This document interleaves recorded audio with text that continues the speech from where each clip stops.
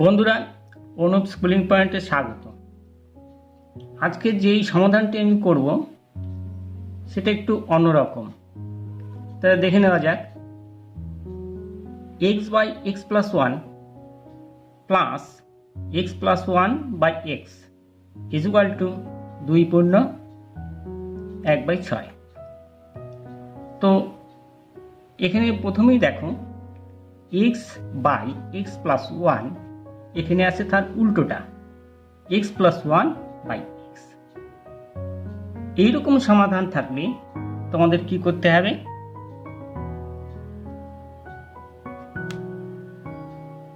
এটা ধরো পি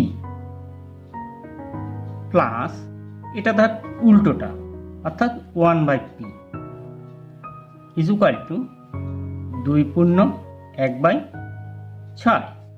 এখানে আমরা x plus x by x plus 1 is equal to p ধরলাম। এবার কি করা যায়? এখানে ধরে নিতে হবে 1 আছে, p ইন্টু 1 অর্থাৎ এটা হচ্ছে এলসিএম হচ্ছে p into p square plus 1 is equal two 6 দুগুণে 12 13/6। এবার আমরা কি করব? ক্রস গুণ করব। 6p square plus 6 is equal two 13p।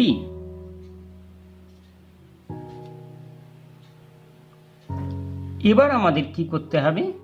সমস্তগুলো এক সাইডে নিয়ে আসতে হবে।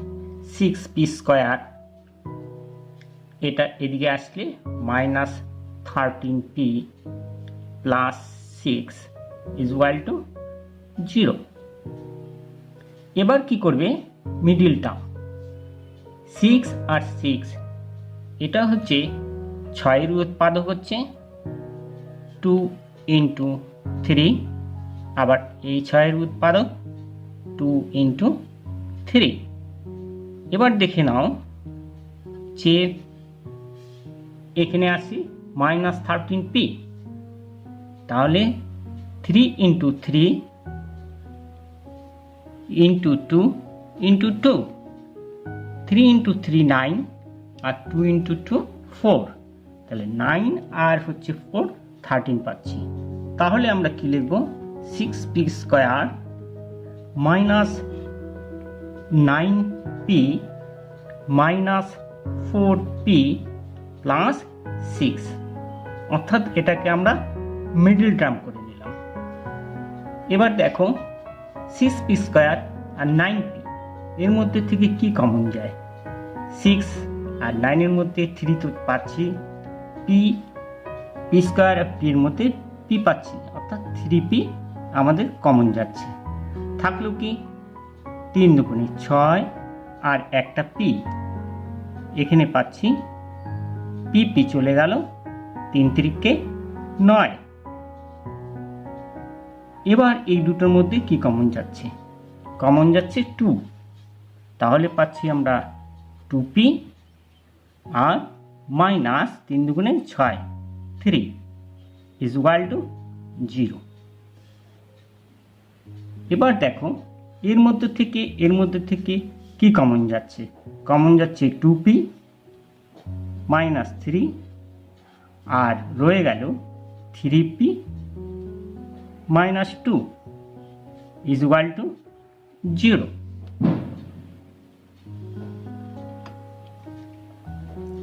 এবার আমি লিখতে পারি 2p minus 3 is equal two 0।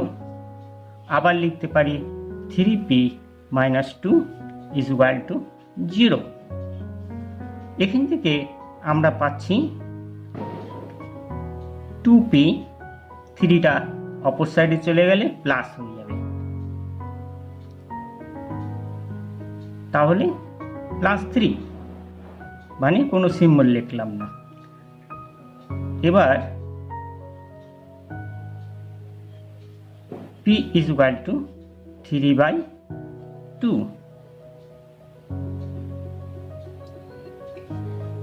আবার এদিকে দেখো 3p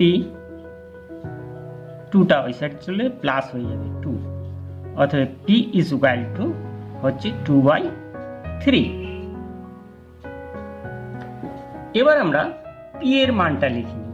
p এর মান ধরেছিলাম x by x plus 1 is equal to 3/2। আবার আমরা ক্রস গুণ করব, তাহলে 3x plus 3 is equal to 2x।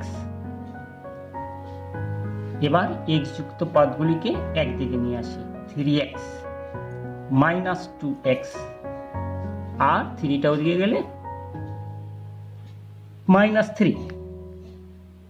তাহলে অতএব আমরা পাচ্ছি 3x এর থেকে 2x চলে গেলে x is equal to -3। আবার দেখো এখানে x এর মান p এর মানটা বসিয়ে দেই, x by x plus 1 is equal to 2/3। আবার আমরা ক্রস গুণ করব, 3x is equal to 2x into 1 আছে 1 প্লাস 2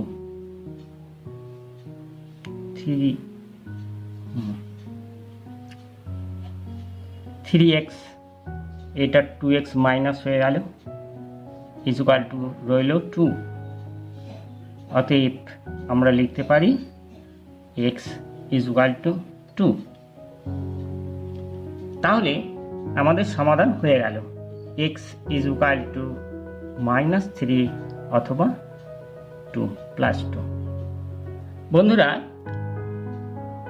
প্রায় এই সমাধানটি মাধ্যমিক পরীক্ষায় দিয়ে থাকে, অতএব এই নিয়মটি দেখে রাখলে তোমাদের খুব সুবিধা হবে। আর সমাধানটির ট্রিক্স যদি তোমাদের ভালো লাগে তাহলে অবশ্যই আমার চ্যানেলটিকে সাবস্ক্রাইব করবে এবং ভিডিওটিকে লাইক দেবে।